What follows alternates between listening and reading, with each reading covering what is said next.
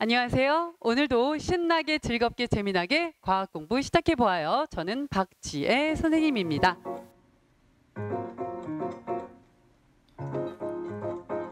네, 우리가 지난 시간에는요, 청각과 피부 감각을 담당하는 감각기관에 대해서 공부했는데요. 복습 먼저 시작할게요.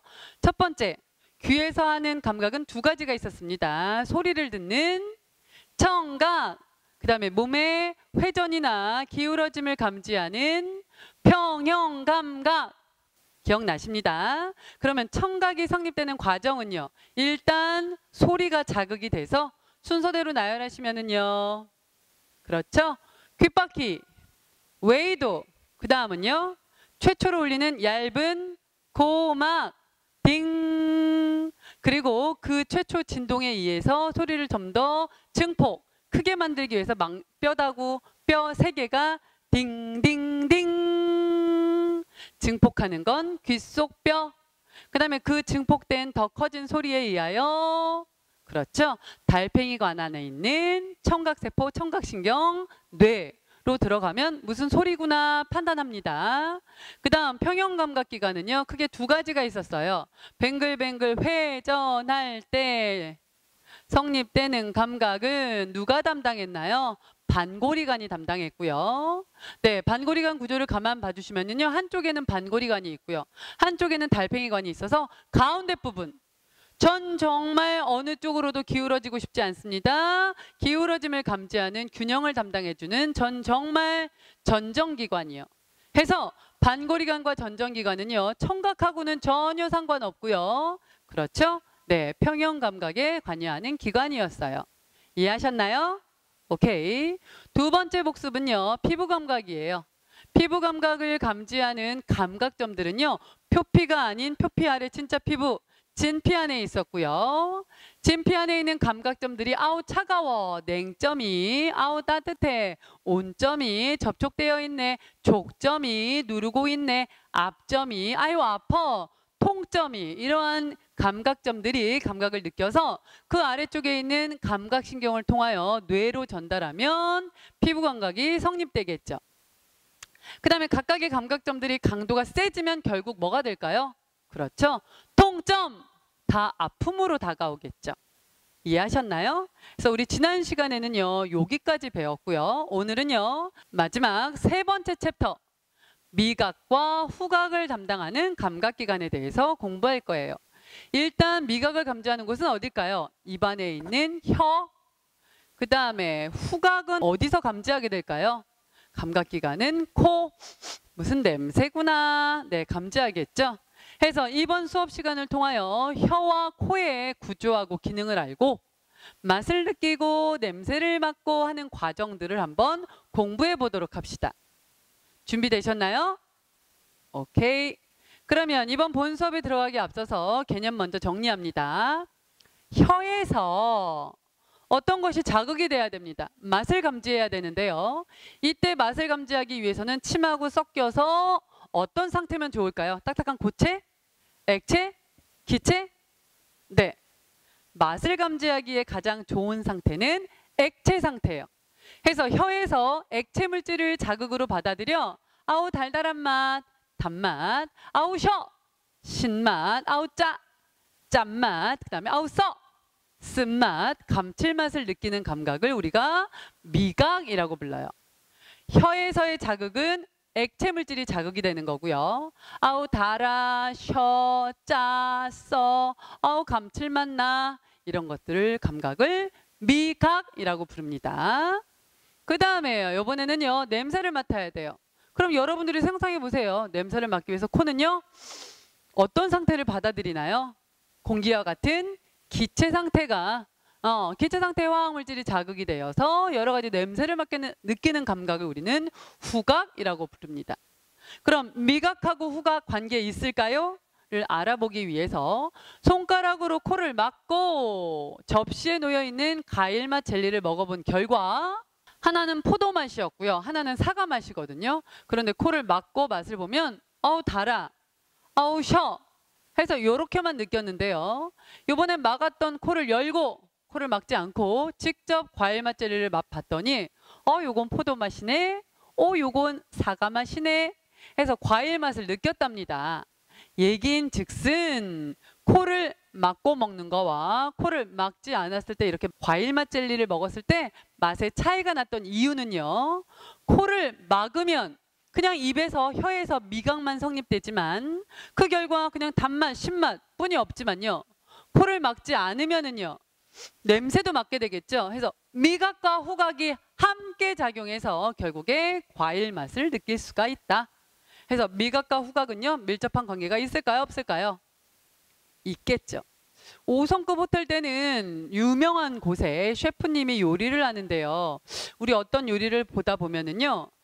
불을 사용하는 경우가 있죠. 아니면 강한 향신료를 넣는 경우가 있겠죠.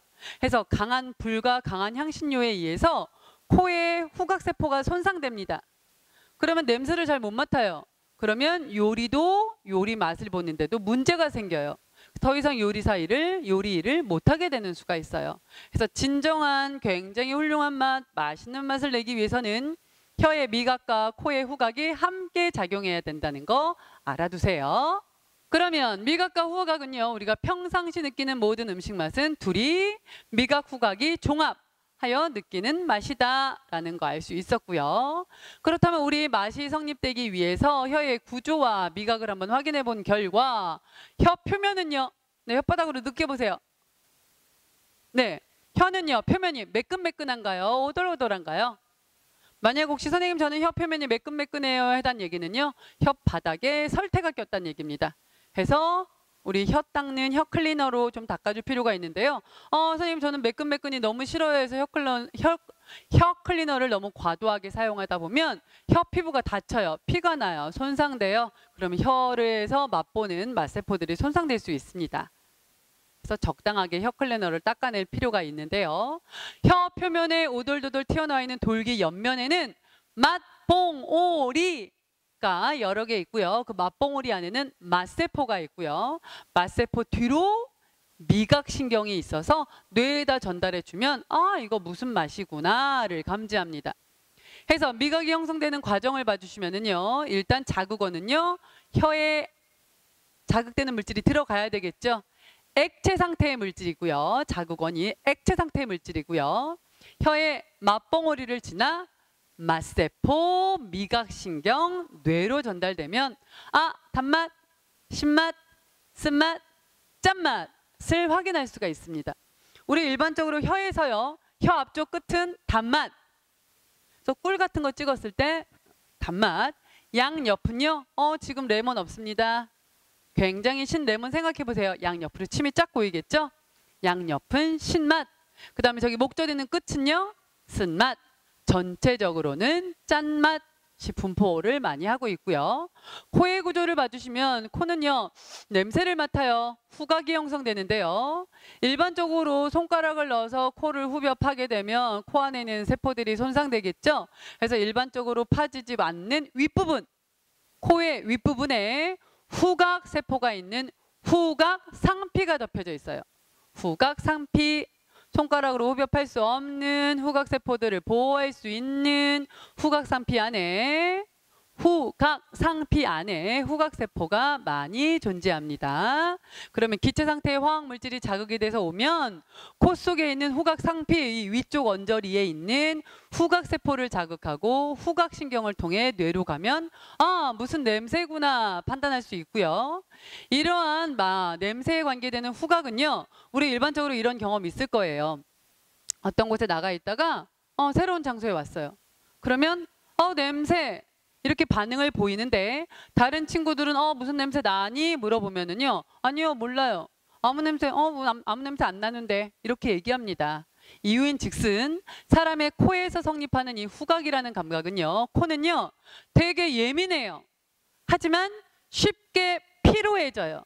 그래서 처음 새로운 곳에 오면 냄새 그런데 잠시 후에 금세 피로해지기 때문에 무슨 냄새인지 까먹어요. 했나요? 그래서 후각의 또 하나의 특징은 가장 예민하지만 쉽게 피로해진다. 뭘로 확인할 수 있는가 하면 새로운 장소에 왔을 때 냄새 이렇게 민감하게 반응했지만 금세 냄새를 잊어버려요. 그래서 여기까지가 후각에 대한 얘기였고요. 우리 미각과 후각이 제대로 공부됐는지 스스로 확인하게 한번 풀어볼게요. 첫 번째, 네, 맛을 느끼기 위해서는요. 자극이 필요합니다. 맛, 혀에서 느끼죠? 침하고 녹았습니다. 무슨 상태일까요? 그렇죠. 액체 상태에 액체 물질이 자극이 돼요. 혀에 맛봉오리, 맛세포, 미각신경, 뇌에 가서 어떤 맛이구나 판단할 수 있고요. 이번에 냄새를 맡는 과정입니다. 냄새 맡아볼까요? 공기 안에 있는 상태를 맡아야 되겠죠? 네, 기체 물질이 자극이 돼요. 네, 손으로 팔 수 없는 윗부분 후각상피에 자극이 되면 후각세포, 후각신경, 뇌의 순서로 돼서 냄새를 맡게 돼요. 이해하셨나요? 네. 세 번째 스스로 확인하기예요. 꽁꽁 언 아이스크림을 입에 넣으면 처음에는 단맛이 별로 없어요. 하지만 아이스크림이 녹으면 아우 달콤해, 아우 달아 이렇게 느낍니다. 그 까닭은요. 네, 꽁꽁 얼었어요. 무슨 상태인가요? 꽁꽁 언. 네, 고체 상태죠. 우리 단맛이라는 미각이 성립하려면 자극이 필요한데 미각의 자극은 고체 상태였나요? 액체 상태였나요? 그렇죠. 액체 상태죠. 해서 아이스크림이 녹으면 액체 상태가 되겠죠. 그럼 이 액체 상태의 자극원이 맛봉오리, 맛세포, 미각신경, 뇌로 전달되니까 아우 단맛, 아우 달아 이것을 느낄 수가 있겠죠. 이해하셨나요? 네. 해서 여기까지 제대로 공부가 되었다면 오늘의 학습도 오케이. 네. 이어지는 확인평가도 꼭 확인해 주시고요. 이제 정말 기말 시험은 코앞으로 다가왔습니다. 여러분들 모두에게 점수 대박, 만점 기원. 시험 잘 보세요. 안녕. 오늘도 공부하느라 수고하셨습니다. 또 봐요.